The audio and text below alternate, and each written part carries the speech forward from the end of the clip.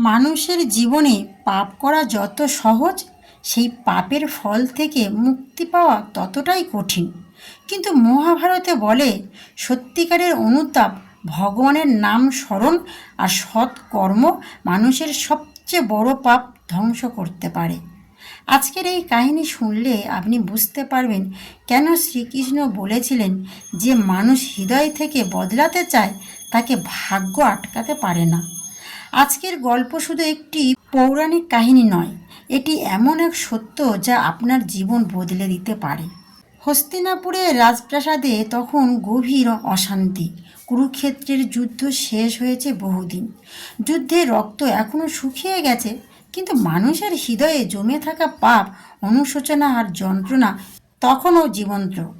পাণ্ডবরা রাজ্য ফিরে পেয়েছে ঠিকই, কিন্তু ধর্মরাজ যুধিষ্ঠির মনে শান্তি নেই। প্রতি রাতেই তিনি ঘুম ভেঙে আতঙ্কে উঠে বসেন। যুদ্ধক্ষেত্রে নিহত অসংখ্য যোদ্ধার মুখ যেন তার সামনে ভেসে ওঠে। একদিন গভীর রাতে যুধিষ্ঠির প্রাসাদের ছাদে দাঁড়িয়ে আকাশের দিকে তাকিয়েছিলেন।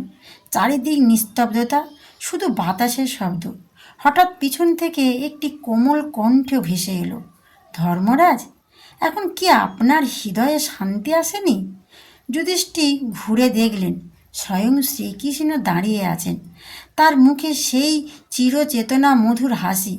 যুধিষ্ঠির ধীরে ধীরে শ্রীকৃষ্ণের সামনে এসে মাথা নত করলেন আর বললেন, মাধব, আমি শান্তি পাচ্ছি না। আমার মনে হয় এই যুদ্ধের জন্য আমি দায়ী। লক্ষ লক্ষ মানুষের মৃত্যু, এই রক্ত, এত কান্না, এত পাপ থেকে আমি কিভাবে মুক্তি পাব? শ্রীকৃষ্ণ কিছুক্ষণ নীরবে রইলেন, তারপরে ধীরে বললেন, যুধিষ্ঠির, পৃথিবীতে এমন কোনো মানুষ নেই যার জীবনে ভুল নেই, কিন্তু পাপকে ধ্বংস করার পথও ভগবান মানুষের জন্য রেখে দিয়েছেন। যুধিষ্ঠির অবাক হয়ে বললেন, সেই পথ কি কেশব? কৃষ্ণ মৃদু হেসে বললেন, আগামীকাল সূর্য ওঠার আগে গঙ্গার তীরে চলে এসো। আজ তোমাকে এমন একজন মানুষের সঙ্গে দেখা করাবো যার জীবন তোমার প্রশ্নের উত্তর হয়ে দাঁড়াবে।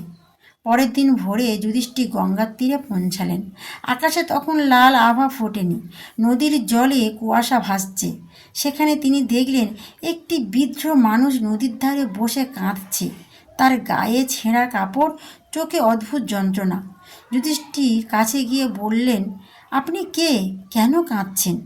বৃদ্ধা মাথা নিচু করে বললেন, আমি এক পাপী মানুষ। সারা জীবন অন্যায় করেছি, লোভে পড়ে মানুষের সম্পদ কেড়ে নিয়েছি, মিথ্যা বলেছি, দুর্বলদের কষ্ট দিয়েছি।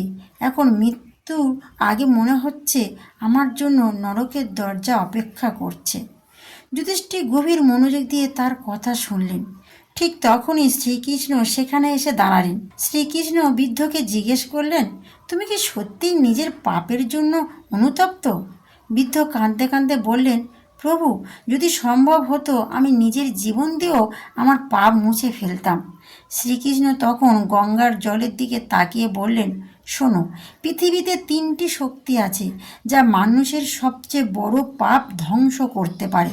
যুধিষ্ঠির অবাক হয়ে জিজ্ঞেস করলেন, সেই 3টি শক্তি কি মাধব? শ্রীকৃষ্ণ বললেন, প্রথম শক্তি সত্যিকারের অনুতাপ, দ্বিতীয় শক্তি ভগবানের নাম স্মরণ, তৃতীয় শক্তি অন্যের কল্যাণ করা। বৃদ্ধ মানুষটি কাঁদতে কাঁদতে শ্রীকৃষ্ণের পায়ে পড়লেন। কৃষ্ণ তার মাথায় হাত রেখে বললেন, যে মানুষ নিজের ভুল বুঝতে পারে সে আর সম্পূর্ণ অন্ধকারে থাকে না। তারপর শ্রীকৃষ্ণ যুধিষ্ঠিরকে নিয়ে গঙ্গার ধারে হাঁটতে লাগলেন। শ্রীকৃষ্ণ বললেন, ধর্মরাজ, মানুষ যখন পাপ করে তখন তার হৃদয় ধীরে ধীরে কঠিন হয়ে যায়, কিন্তু একদিন যখন সেই হৃদয়ে অনুতাপ জন্মায় তখন ভগবানের কৃপা প্রবেশ করার পথ খুলে যায়। যুধিষ্ঠির বললেন, তাহলে কি অনুতাপ করলেই পাপ নষ্ট হয়? শ্রীকৃষ্ণ মৃদু হাসলেন, না, শুধু মুখে অনুতাপ করলে হয় না, নিজের জীবন বদলাতে হয়, অন্যের উপকার করতে হয়, মানুষের চোখের জল মুছে দিতে হয়, তখনই পাপ ধীরে ধীরে ধ্বংস হয়।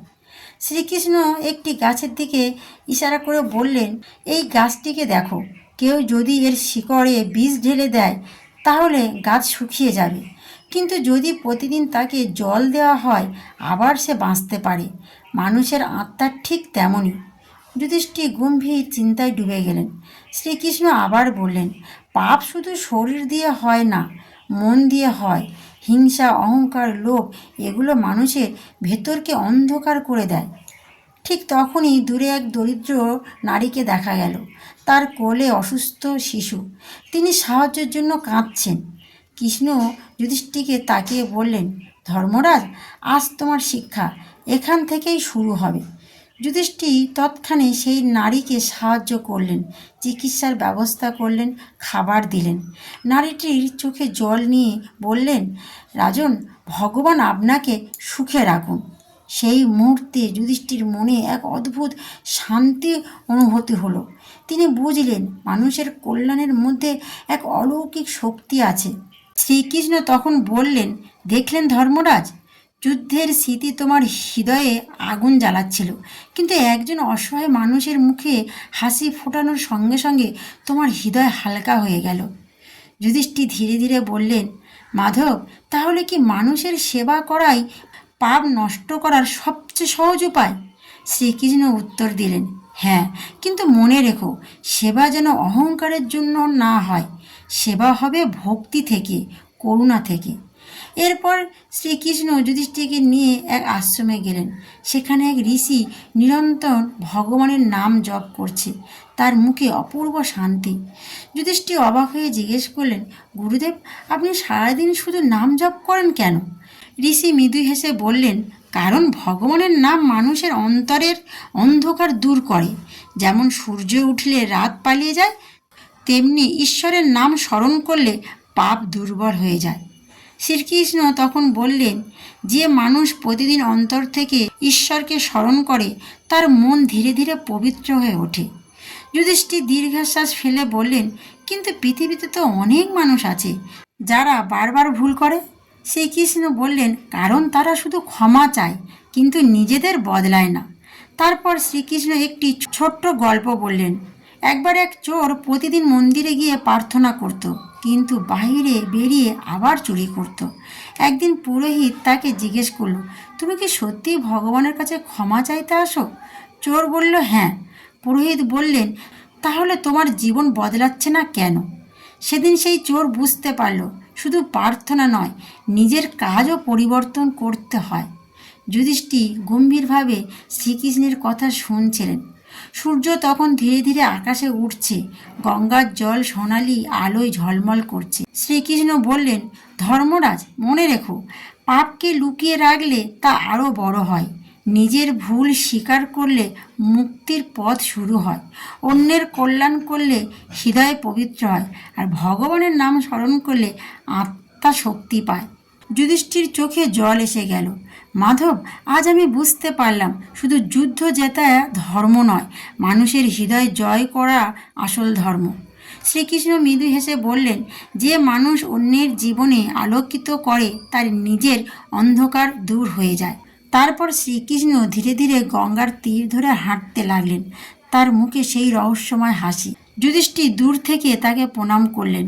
তার হৃদয়ের ভার যেন অনেকটা হালকা হয়ে গেছে। সেদিনের পর থেকে যুধিষ্ঠির প্রতিদিন দরিদ্রের সাহায্য করতেন, সত্য কথা বলতেন, আর ভগবানের নাম স্মরণ করতেন। ধীরে ধীরে তার হৃদয় শান্তি ফিরে এলো। মানুষ বলতে লাগলো, ধর্মরাজ শুধু রাজা নন, তিনি মানুষের হৃদয়ের আশ্রয়। মানুষ ভুল করবেই, কিন্তু যে মানুষ নিজের ভুল বুঝে ভগবানের পথে ফিরে আসে তার জীবন আবার আলোয় ভরে উঠতে পারে। মহাভারত আমাদের শেখায়, পাপ ধ্বংস করার সবচেয়ে সহজ উপায় হলো সত্যিকারের অনুতাপ, ঈশ্বরের নামস্মরণ এবং মানুষের সেবা। মনে রাখবেন, অন্ধকার যতই গভীর হোক, একটি ছোট্ট আলো তাকে দূর করতে পারবে। রাধে রাধে।